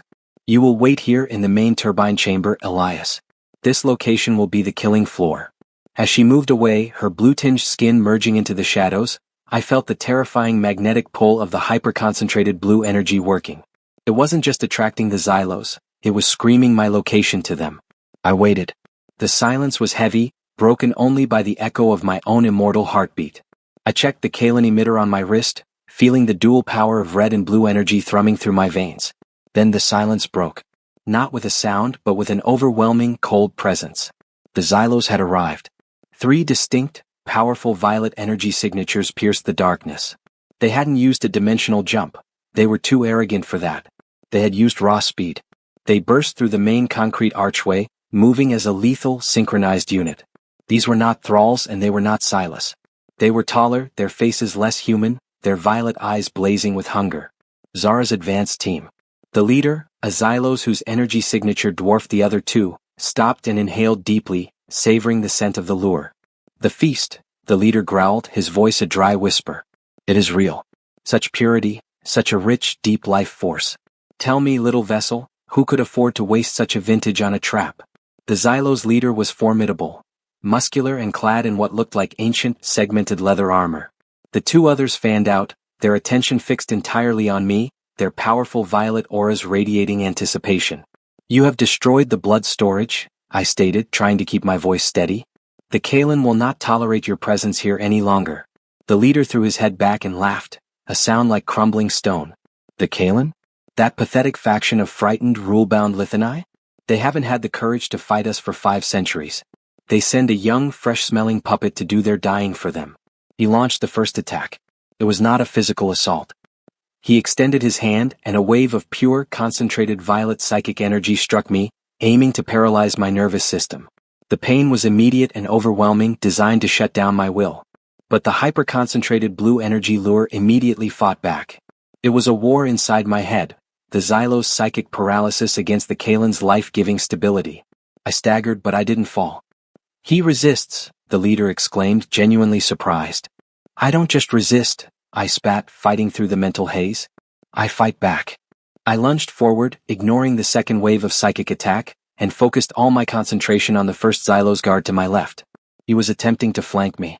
I channeled the blue freeze, aiming not for the kill but for the stall. A cold, focused wave of blue energy exploded from my hand and slammed into the Xylos. He immediately froze, his body rigid, trapped in a layer of frost, but his violet energy was too strong. The freeze would only last about $text, $20 seconds. 1 down, 2 to go, Lysandra's voice, calm and steady, was in my ear. Excellent use of the lure's resistance, Elias. Now focus on the leader. The Xylos leader, furious at the sight of his comrade frozen, charged me. His talons emerged, sharper and longer than Silas's. This time, I knew he was aiming to slice my spinal cord to permanently disrupt the Kalen bond. I raised my arms to defend myself, preparing to meet the assault head-on, when a massive surge of red energy from the unseen Lysandra ripped through the chamber, momentarily blinding all 3 of us. Ambush! The Xylos leader roared, distracted. Lysandra's attack had bought me a precious second. I used it to fire the Kalen emitter. Not at the leader, but at the rusted, weight-bearing turbine chain hanging directly above him. Crackle. The red energy beam struck the metal chain, snapping it. With a deafening shriek of tearing metal, the massive, several-ton turbine fell. The Xylos leader, ancient and strong, managed to leap out of the way, but the falling structure crushed the second Xylos guard under its immense weight. I looked at the wreckage. The first Xylos was still struggling in the blue freeze. The second was certainly eliminated. But the leader, now caked in rust and dust, rose from the rubble. His eyes were no longer focused on the feast, they were fixed on the source of my power, Lysandra, hidden on the catwalk. The Lithani. You sent your puppet to distract me, the leader shrieked, his voice filled with venomous realization. You will pay for this, vessel. The Xylos leader, enraged by the destruction of his comrade and the realization of Lysandra's ambush, leaped over the wreckage of the turbine. His target was no longer me, the feast, but the true enemy, Lysandra, hidden high on the catwalk. Lithani cowered. Show yourself, he roared, channeling massive amounts of violet energy. I couldn't allow it. If the Xylos reached Lysandra, the nexus anchor she maintained would be broken, potentially collapsing the dimensional transit back to the sanctuary and leaving us both stranded and vulnerable. More importantly, I knew the bitter history of her first vessel, Kalen. I wouldn't let her be forced to abandon another. I sprinted toward the wall beneath the catwalk, moving with a furious burst of speed fueled by the remaining blue energy lure. The Xylo's leader was about to jump. I reached the wall and, channeling the last of my focused blue energy, executed the most dangerous move of my training. I slammed both hands against the concrete and unleashed a massive, unfocused blue energy shockwave. The blast wasn't subtle. It was a pure, explosive cone of freezing force aimed at disrupting the Xylo's jump and simultaneously creating a physical barrier. The wall cracked violently, and a sheet of ice coated the nearby floor. The Xylo's leader was thrown back, shrieking in pain as the force hit his hardened skin. Elias, what are you doing? You've exhausted your stability reserves. Lysandra's voice snapped in my ear, a raw mix of fury and alarm. I'm protecting the anchor. I gasped, stumbling backward, the sudden, complete depletion of the blue energy leaving me momentarily weak and dizzy. The Xylo's leader, recovering faster than I was, rose, his violet eyes now fixed solely on me, radiating pure, murderous intent. He launched himself again, this time with a terrifying, singular focus to silence me forever. Bzzzzzzzzzzz. Suddenly, the air was torn by a sound that dwarfed the earlier sonic blasts. A beam of incandescent, burning red light, far stronger than my Kalan emitter, slammed into the Xylo's leader's chest. It wasn't a pulse, it was a sustained laser of pure red energy. The leader screamed a non-human psychic sound of agony as his body was instantly engulfed in crimson fire, melting his ancient armor and his flesh into a smoking puddle of black residue. Lysandra had used the concentrated power of the Nexus anchor itself. I looked up. Lysandra stood on the catwalk, bathed in the residual crimson glow, the massive device on her wrist, which I hadn't seen before, slowly cooling down. Her red eyes were wide, strained, and filled with a terrifying, protective ferocity. The dust from the sudden violent death of the Xylo's leader hadn't even settled when a new, profound presence descended upon the dam. It was cold, deep, and so utterly powerful that the very air seemed to vibrate in submission. The Xylo's queen, Lysandra breathed into my earpiece, her voice tight with professional dread. Zara has arrived. Her signature is vast. Get to the secondary tunnel, immediately. The main entrance archway was suddenly filled by a figure whose appearance dwarfed even the imposing presence of Silas. Zara. She was strikingly beautiful, with long braided black hair and skin that was unnaturally smooth, but her violet eyes were not merely predatory, they held the weary, casual cruelty of a creature who had ruled for millennia. She wore simple black garments that seemed to absorb the light, emphasizing her chilling grace. Her violet energy aura was so intense it felt like a physical pressure on my chest. Zara looked at the smoking remains of her lieutenant, then up at Lysandra on the catwalk and finally down at me, the vulnerable bait, slumped against the wall. A Lithani anchor, and a fresh, insolent vessel, Zara purred, her voice carrying an ancient, mesmerizing cadence that almost compelled obedience. You destroy my harvest, Lysandra, and you assassinate my general. This transgression requires more than just retribution. She raised her hand toward Lysandra. The movement was slow, deliberate, and terrifyingly powerful. A massive wave of concentrated violet energy surged toward the catwalk. Lysandra screamed a word I didn't recognize, a command in the Lithani language, and unleashed a huge, protective dome of blue energy around herself just as Zara's wave hit. The impact shook the entire dam structure, sending debris raining down. Lysandra's shield held, but I could see the strain on her face.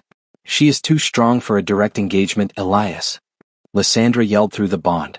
I can hold her, but I cannot fight. Find the dam's core stabilizer.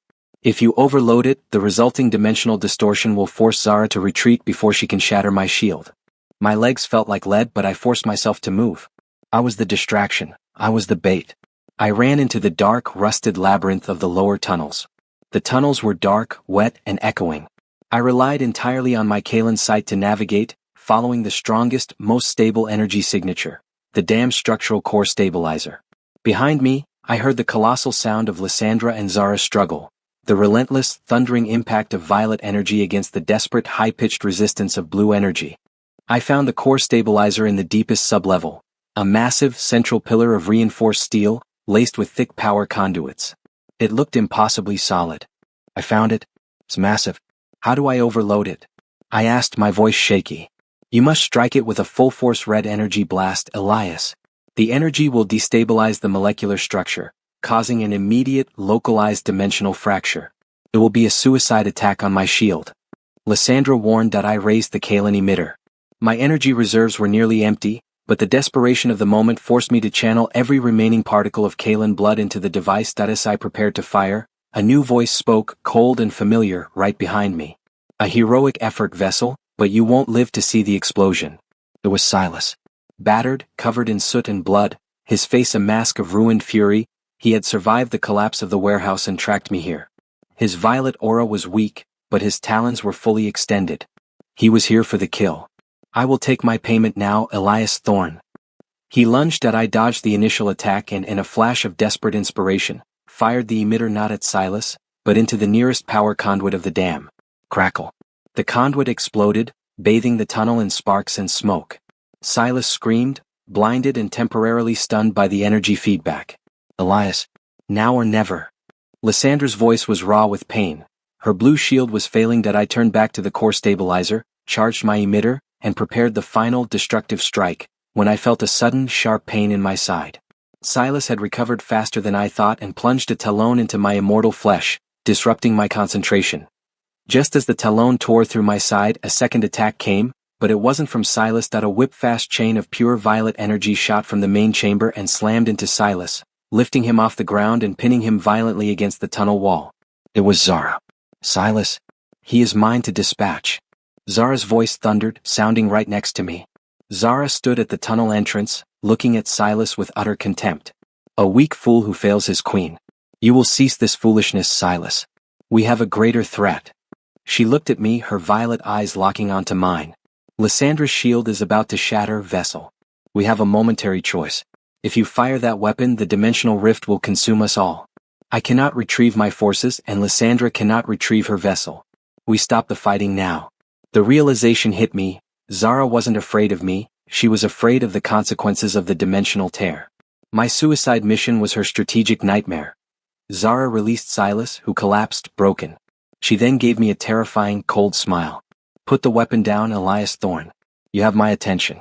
We will call a temporary truce.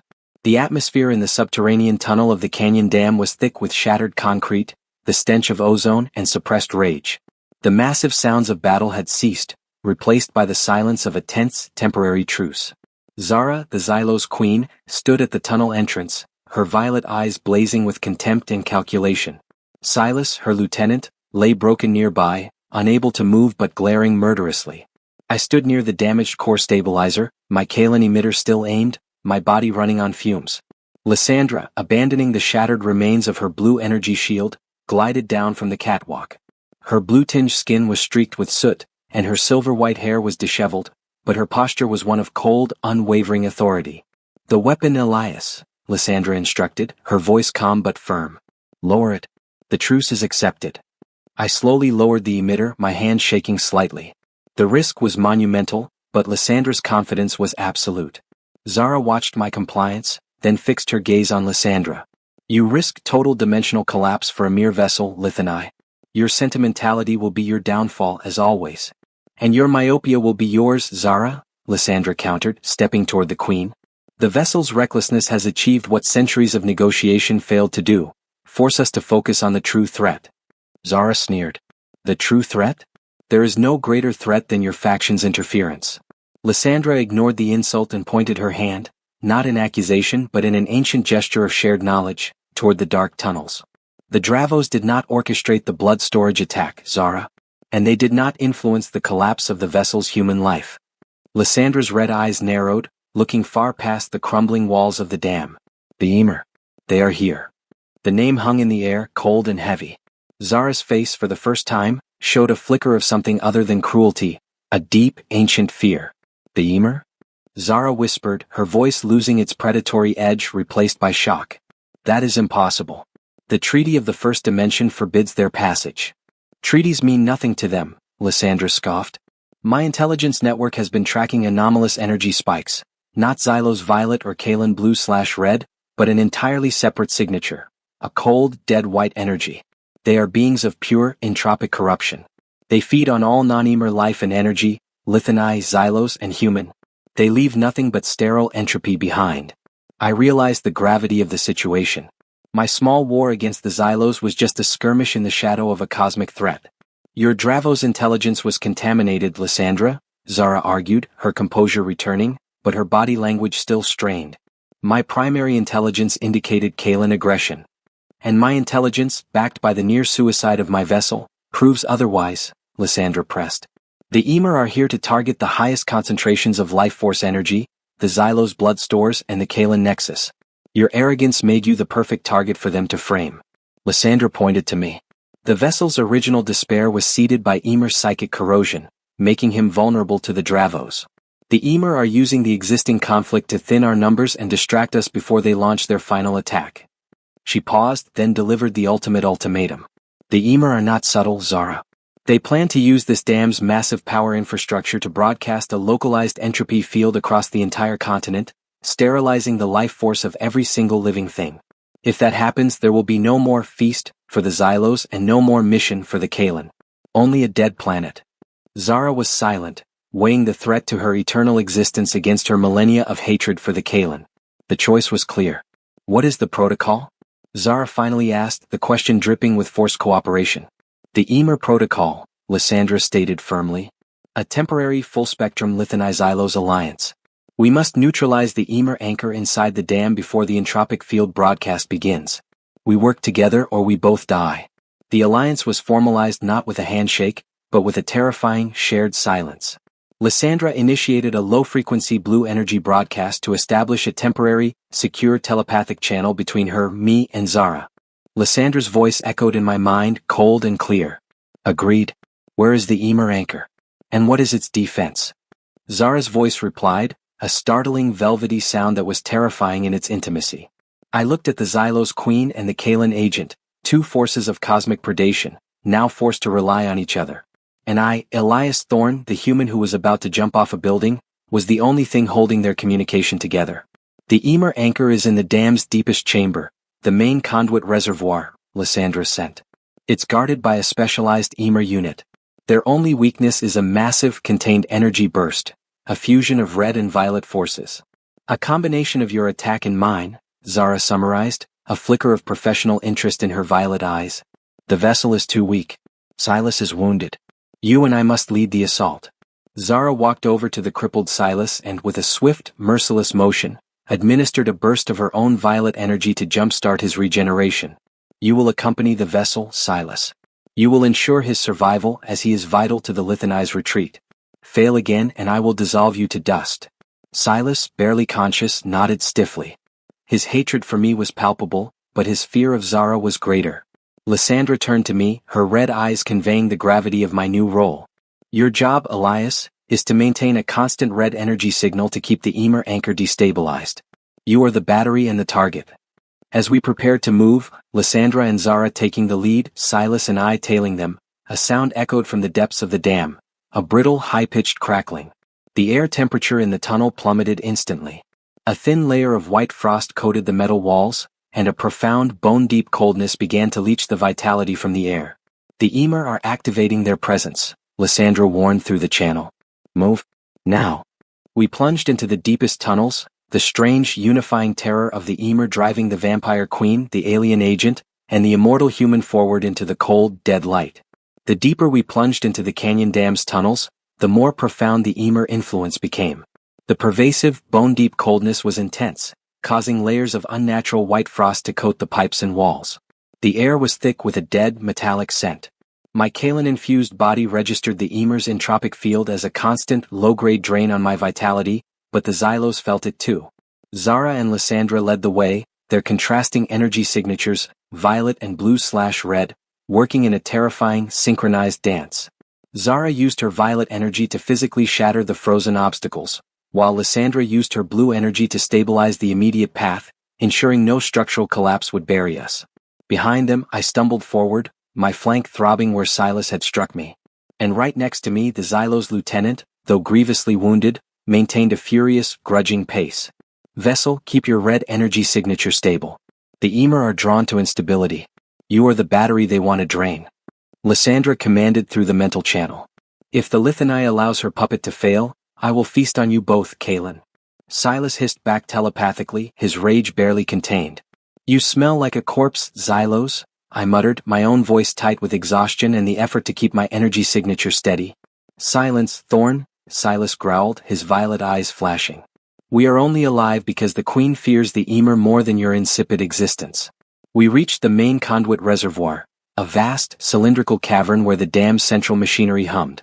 In the center, suspended above a pit of churning, frigid water, was the Emer anchor. It wasn't a machine, it was a grotesque, crystalline entity pulsating with dead white light. It looked like a massive, jagged diamond, constantly absorbing the surrounding heat and life. And guarding it were two huge, humanoid figures armored in thick, translucent white ice. The Emer sentinels, Zara hissed through the mental channel. Pure entropy. Their touch dissolves energy and life. The Emer sentinels turned. They didn't move quickly, they moved with an unnerving, slow certainty. As they walked, the metal floor beneath their feet turned instantly to brittle, frozen dust. Lysandra, Zara. The fusion strike must be immediate. I shouted through the mental link. They're destabilizing the area too fast. They're destabilizing the area too fast. The sentinels must be momentarily overloaded to create a vulnerability in the anchor's shield, Lysandra replied. Elias, Silas. You will fire at the anchor to draw its attention. Then the sentinels are ours. Zara and Lysandra took flanking positions, their figures radiating preparation. Silas, despite his injuries, managed to focus. His hand morphed into a weapon, channeling concentrated violet energy. I raised my Kalan emitter, gathering every particle of red energy left in my system. Now vessel. Silas commanded, his voice a battle cry. We fired simultaneously. Silas's violet beam and my red beam slammed into the Emer anchor. The white crystal flashed in painful protest, diverting its entropic energy toward us. The sheer, cold drain on my life force was agonizing, forcing the Kalan blood into emergency overdrive just to keep me conscious. But the distraction worked. The sentinels turned their chilling attention to Silas and me. This was the opening. Lysandra and Zara acted in perfect, lethal synchronization.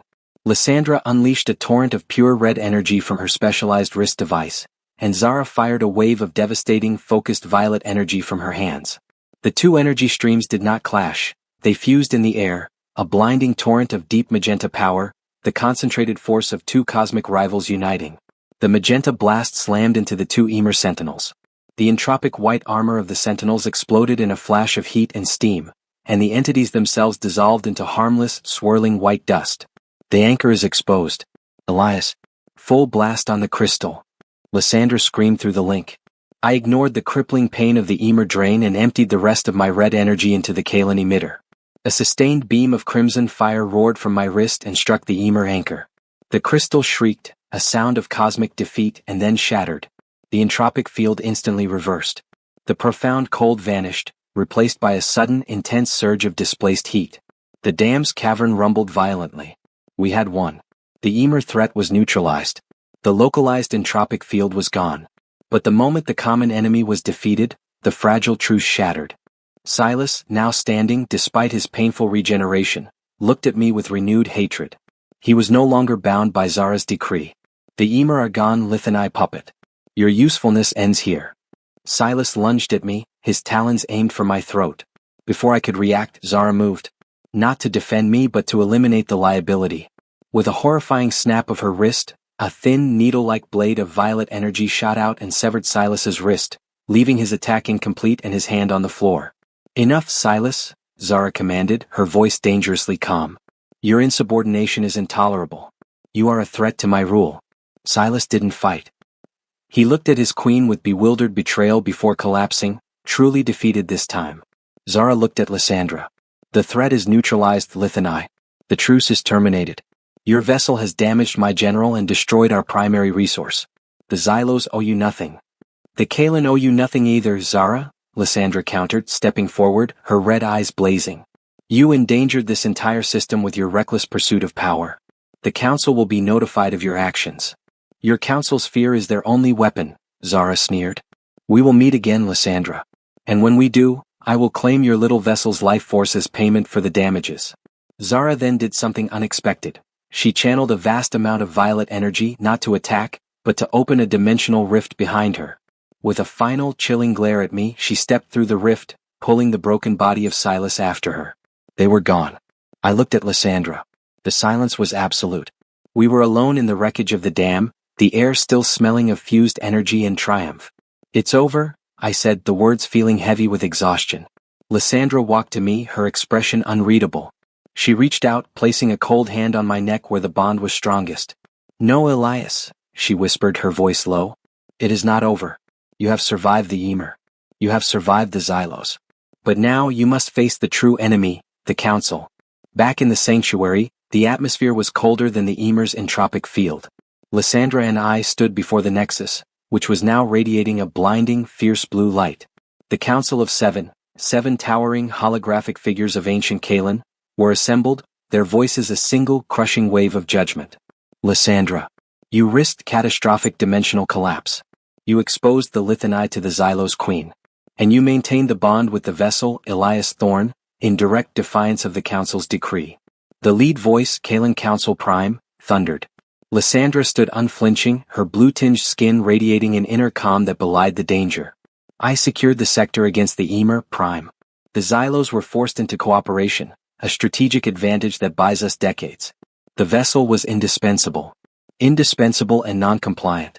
His human unpredictability is a systemic risk. The Council orders immediate and irreversible termination of the vessel bond," the Prime declared. The blue light on the Nexus intensified, preparing the energy required to tear the Kaelin blood from my system and revert me to a dying mortal. I felt a sudden, sharp, sickening drain. The process had begun. I swayed, feeling the life force receding, the immortal strength dissolving. The agony was not physical, but existential. Lysandra moved with a speed I'd never seen, pushing past the Council's command. She didn't argue. She turned to me, her red eyes filled with a desperate, singular focus. "Elias," she whispered, her voice tight with urgency, "do you believe in this war? Do you accept the bond, knowing the cost, knowing you are a slave to the mission?" The pain was overwhelming, but the clarity of my purpose, forged in the heat of battle, was stronger. I looked at the photograph of her first vessel, Kaelin, which I knew was still hidden nearby. I was not just a vessel, I was her second chance. "I choose the long night, Lysandra," I forced the words out, my voice raspy. "I choose the mission." Lysandra smiled, a brief, fierce, heartbreaking expression that was entirely for me. She reached out and placed both hands on the Nexus control panel. Lysandra ignored the Council's telepathic screams of protest. She channeled every ounce of her personal energy, red and blue, into the Nexus. "The bond will not be severed," she yelled, her voice physical and booming, overriding the Council's holographic commands. "I will solidify the bond permanently." The Nexus screamed, not with energy but with the sound of alien technology being pushed past its design limit. Lysandra was performing a forbidden ancient rite, the fusion rite. She drew a needle of pure blue energy from the Nexus and pierced her own palm. A single, heavy drop of her concentrated, blue-purple Kaelin blood welled up. She reached out to me, the energy field around us crackling wildly. "Take it, Elias. This is the final infusion. It will rewrite the bond beyond the Council's reach, making you permanent, but it will drain my ability to anchor to this dimension for a cycle." I stumbled forward, driven by instinct, and consumed the drop of concentrated blood. The sensation was not just healing, it was a full, violent fusion. The Kaelin blood in my veins no longer felt like a foreign substance. It felt like me. My bones solidified, my nervous system ignited, and the blue/red balance became my own conscious control. I was permanently bound, permanently immortal, and permanently immune to the Council's termination code. The backlash was immediate. As I stood, stronger than ever, Lysandra collapsed, her blue-tinged skin turning ash-gray. The effort had drained her entirely. "You have doomed yourself, Lysandra. You are now exiled from the Kaelin. You are stripped of the Nexus and your sector. You are alone." The Prime declared, the holographic figures dissolving in final fury. The Nexus went dark. The sanctuary fell silent. Lysandra had sacrificed her entire standing, her connection to her species, to save me in the mission. I caught Lysandra before she hit the floor. She was cold, weak, and seemingly mortal for the first time since I met her. The permanent fusion had worked, but it had left her vulnerable and exiled. "Lysandra, are you all right?" I asked, my voice panicked. She opened her red eyes, now dulled by exhaustion. "I am anchored to you now, Elias. Fully. I lost the Nexus. I lost the Council. I gave you the one thing they could never forgive, autonomy." "Autonomy?" "Yes," she whispered, a faint smile touching her lips. "They can no longer control your life force. Your actions are your own. The Kaelin mission is now our mission. We are exiles. We have only each other." I looked at the massive dark space of the sanctuary. It was no longer a safe base, it was just a hidden chamber. We were fugitives, hunted by the Xylos and now branded enemies by the Kalan Council. I gently lifted her into my arms. Her weight was negligible, her body frail. Where do we go? We leave the sanctuary, Lysandra instructed, her voice regaining a thread of its old command. The Council will send agents. We must disappear into the anonymity of the human world. We are no longer agent and vessel. We are two exiles, an immortal and a vulnerable anchor. I carried her toward the hidden transit portal. As I reached the exit, I paused. I reached into the hidden compartment where the photograph was kept, pulled out the silver-framed image of the first vessel, Kalan, and tucked it safely into my suit. We will not fail this time, Lysandra, I vowed. The portal opened and we stepped out of the sanctuary for the final time. We were on a quiet, rain-slicked rooftop overlooking the sprawling, indifferent city. The city lights, the same lights I had once seen as a mocking symbol of my failure, now seemed like the chaotic, vast, perfect camouflage for our new existence. I gently set Lysandra down in the cover of a massive rooftop ventilation unit. Her blue-tinged skin was still pale, but her red eyes were sharp and alert. The war continues, Elias, she said, her voice resolute. But the rules have changed. The Council will hunt us because we are insubordinate. Zara will hunt us because we humiliated her. And the Ymir, they are still out there. I looked down at the city, the cold wind whipping the rain into my face. I was Elias Thorne, the man who was about to die, now standing on the precipice of an endless war, an immortal fugitive bound to an exiled alien queen.